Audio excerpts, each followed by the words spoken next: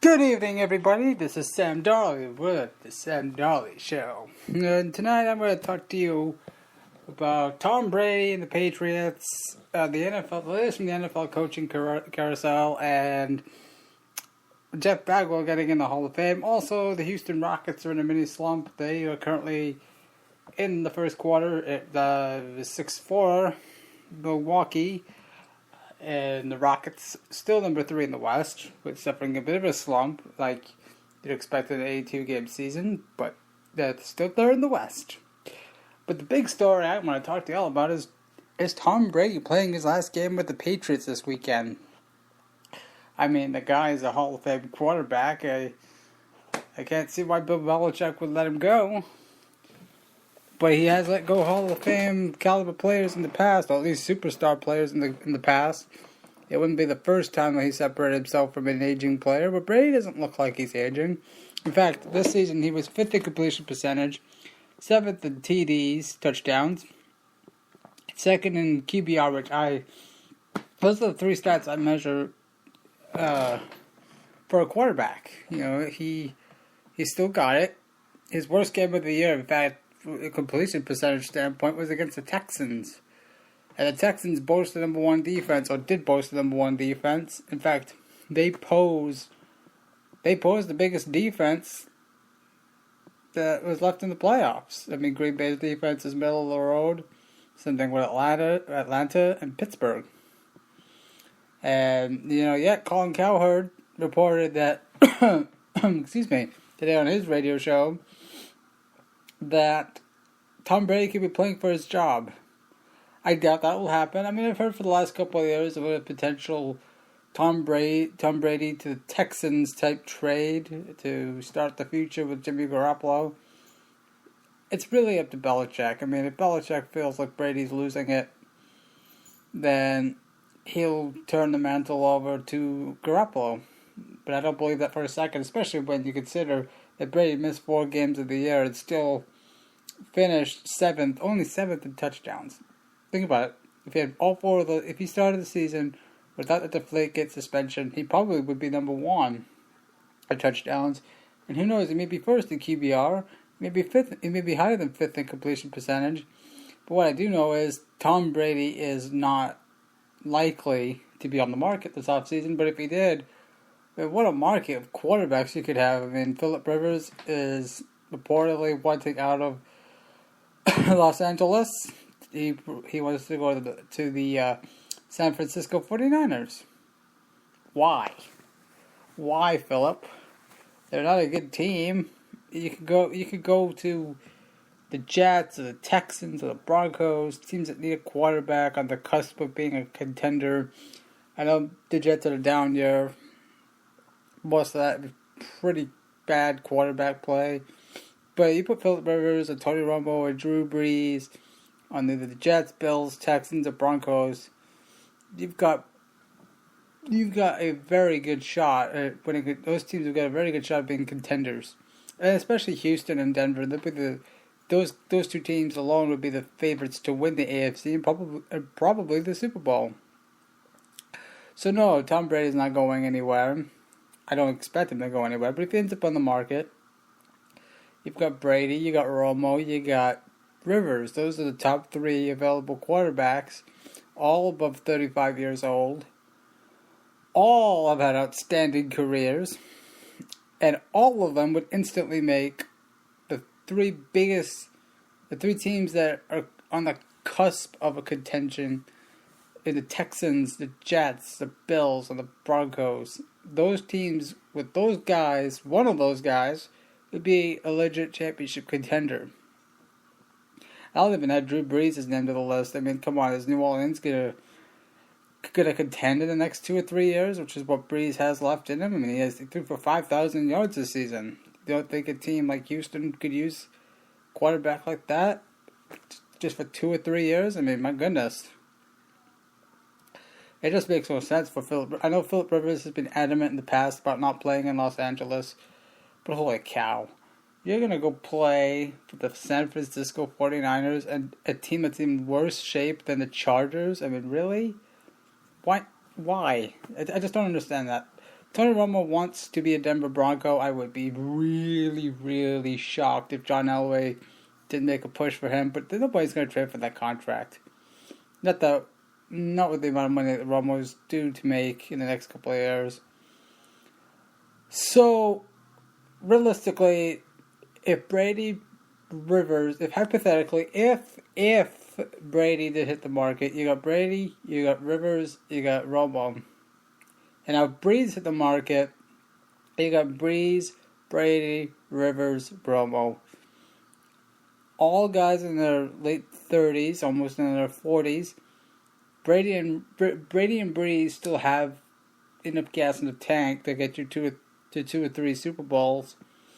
More so Breeze than Brady, because, I mean, Brady's about to touch 40, and you saw what happened to Peyton Manning. Granted, Peyton Manning had a devastating neck injury, and he had to have surgery, and his arm wasn't the same, and, it hit. Father Time is undefeated, okay? It's no secret that nobody has ever defeated Father Time, and it's not going to happen with Brady. It's not. I don't see it happening. I hope. Great story to see Tom Brady go to play to these 50, at least according to him, but the amount of hits the quarterback takes, especially if he plays behind Houston's offensive line, he's not going to last. But, you put, like I said, you put Breeze, you put Brady, you put Rivers, you put Romo on, Houston especially with their run game. They were 8th in the league in rushing.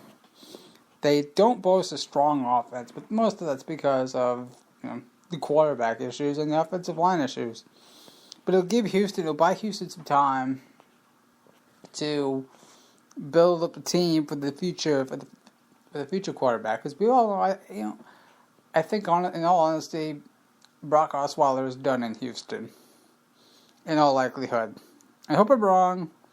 I hope he fixes his mechanical issues. He's got a long way to go before we can all call him a franchise quarterback. But he's got, most of his problems are mechanical, and they can be fixed. But it takes time and it takes dedication.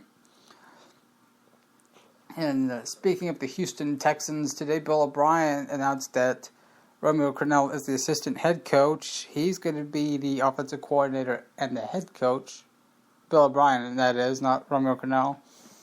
And Mike Vrabel, who's being promoted from the linebacker coach to defensive coordinator. The wide receiver coach is now the quarterback coach. And there's no way that's all going to end up in a big heap of mess. I mean, realistically, you're talking about a wide receiver coach teaching guys how to play quarterback, really? To me, I think O'Brien would have been smarter trying to get an actual quarterback coach, a guy that knows quarterbacks, like a Peyton Manning if he wanted to be a quarterback coach. But my goodness, Bill, what are you doing? I mean, this is all to me the whole point of getting Vrabel being promoted from linebacker coach to defensive coordinator. That's a move just to keep him from taking a head coaching job.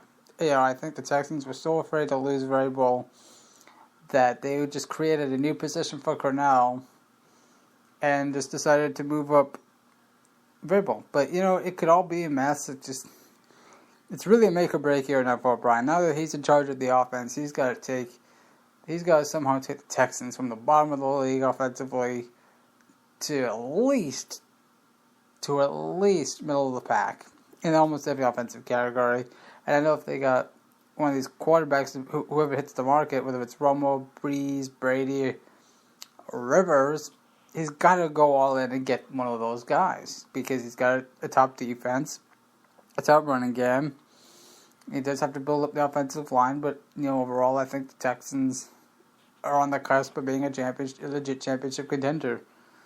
They're right there, and I think it's time that the coaching staff and ownership and the GM made the steps to go become one.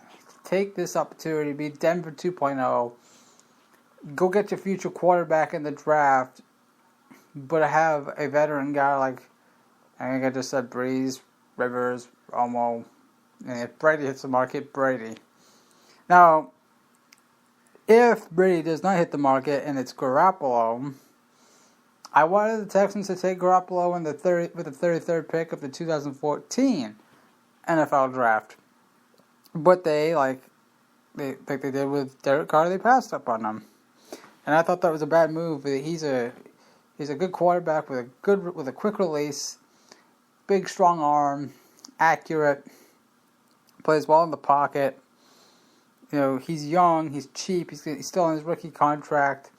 It can be like a Kirk Cousins sort of situation where you give him an opportunity to prove himself before you pay him the big money, instead of grasping at straws like he did with Brock Osweiler. But I guess it's a wait and see. The Texans have some important free agents coming up, and you know they've got to make a decision on Osweiler. They don't have to make it now, but you know they got to. If I was in that position, I'd wait to see what the market shows before making that choice. They got to draft a quarterback because Tom Savage has proven he can't stay healthy. But we'll see what happens. You know, on the other end of the NFL coaching carousel is Kyle Shanahan, the offensive coordinator of the Atlanta Falcons. He's guided the Falcons, Shanahan has, to the number one offense in the NFL. And he's deciding to leave Matt Ryan and Julio Jones and Devontae Freeman and all those, and that high-powered offense and a good football team, a team that could be a championship contender for the next 2 or 3 years for the San Francisco 49ers. I get it. I think he feels like it's his time to be a head coach.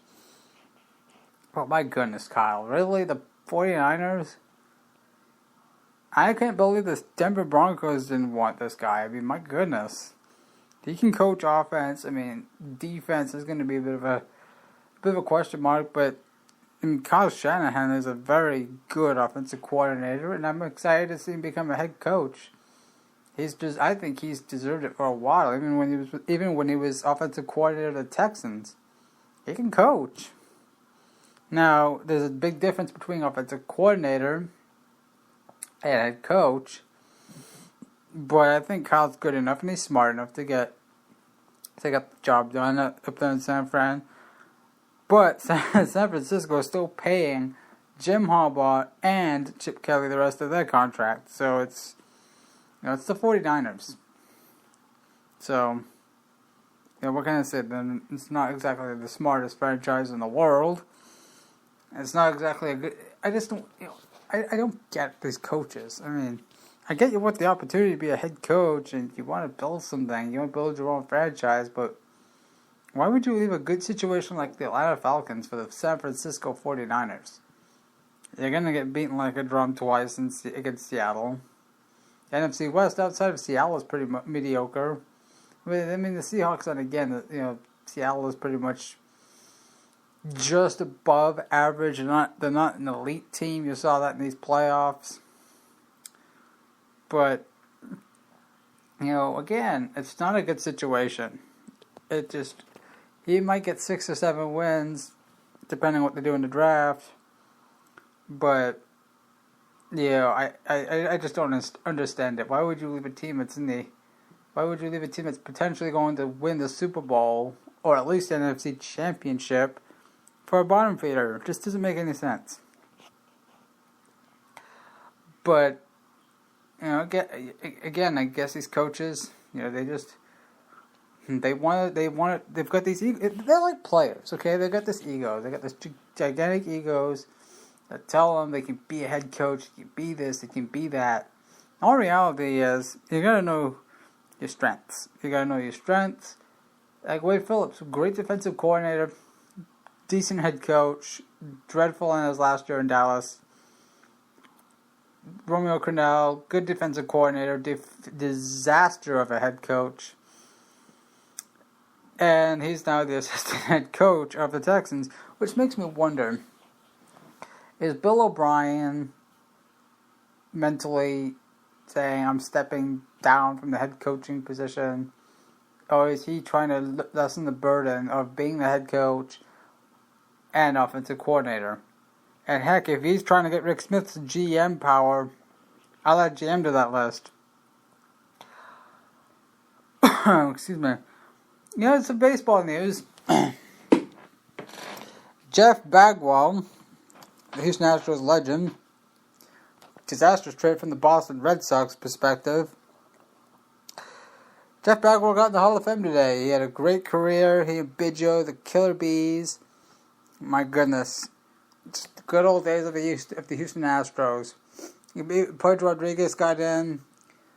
Trevor Hoffman and Vladimir Guerrero were the biggest snubs of the class. But congratulations to Bagwell. He's waited 7 years for this. And now he's in with his Killer Bee buddy. Now just got to get Lance Berkman in the Hall of Fame. And yes, Lance is a very good player. His stats, I'm going to have to go back and look at his stats, but just judging from what I watched in his career, I don't see why he wouldn't be a Hall of Famer. He's a very underrated player. Very, very patient at the plate. He's a slugger. He could play first base. He played outfield. He didn't play third base because he was left-handed. But he could do almost anything. He like Biggio and Bagwell. They're the Killer Bees. I know Lance will be in the Astros Hall of Fame if they've, assuming they got one. I know they got retired jerseys up in the Minute Maid Park. But I know Lance will at least make the Astros Hall of Fame, and he will always be one of the greatest Astros. But I think he should get into Cooperstown. Now, of course, the big debate is, do you let steroid users like Barry Bonds in the Hall of Fame? Do you let guys who are linked to PEDs get in the Hall? Do you really? That's the hard part. And everybody talks about the snubs. The truth about the Hall of Fame voting is, if you're linked to anything, or you're in a class with people who are linked to anything PED related or steroid related, you're not getting in. It's just that simple. And it's unfair. It really is. It's really unfair. Because the voters aren't sure if your career was actually legit. But if you're getting in with guys like Guerrero and Trevor Hoffman, who Biggio did nothing, didn't do steroids, didn't cheat, didn't do anything. They played the game the right way. You're gonna get in. You are. And I think Hoffman will get his day, just like Vladimir Guerrero, and they'll get in. Pudge, great catcher, great hitter. He's the type of catcher that teams look for. A guy that can hit for pop, can hit behind the plate. Great defensive player, great with the pitching staff. It's very rare to get a catcher that can hit. Be great at calling games, and be great with the pitching staff. It's very hard. It's very tough to find. But I think, I really believe that all the guys that got in this year, they deserved it. I mean, everybody deserves it. And like I said, except for Pete Rose, gambling. I understand him not getting in the Hall of Fame when he was a player, or he was a manager, for the Benton scandal. But I mean, come on, it's not like he did drugs or anything. It's not like he did steroids or PEDs. He bet on his team. It's like any other, it's like bands. They bet on their teams. Those are realistic, depending on the fan base. The Houston Rockets trail the Milwaukee Bucks 27-22 after one quarter of play in Houston. They've hit a bit of a slump. Like I said at the beginning of the broadcast, a slump is to be expected in a 2-game season. I don't think they lose the 3 seed. They are having some injury problems with Eric Gordon and Ryan Anderson. I anticipated that before the season. So, where do the Rockets go from here? They still need somebody to shut down the paint. They're not a lockdown defensive team, as evident in the last night's loss to the Heat, 109-103, one of the worst teams in the NBA. And we're sitting here going, well, what's wrong with the Rockets? Well, I'll tell you what's wrong with the Rockets. They're not a lockdown defensive team. They don't rebound very well. And their best shooters next to James Harden are hurt. So Daryl Morey's got to get on the phone and get a big, like Hassan Whiteside if he's available, or Andrew Bogut if he's healthy. Get somebody to lock down that paint. And then they're going to figure out how to improve that perimeter defense. Because that perimeter defense has been pretty shaky this season, which is to be expected when you've got Ryan Anderson and Eric Gordon out there. Corey Brewer, I don't know why he's still on the team. He can't make a 2-foot layup half the time. But I guess it's just a wait and see. The Houston Rockets are struggling out of the gate in the second half of the season. It's not a part of the season you want to be struggling a bit in, because it's near the playoffs. So it's a long season, and hopefully they get guys healthy, and we'll see what happens. You've been listening to Sam Darley. Thanks for listening.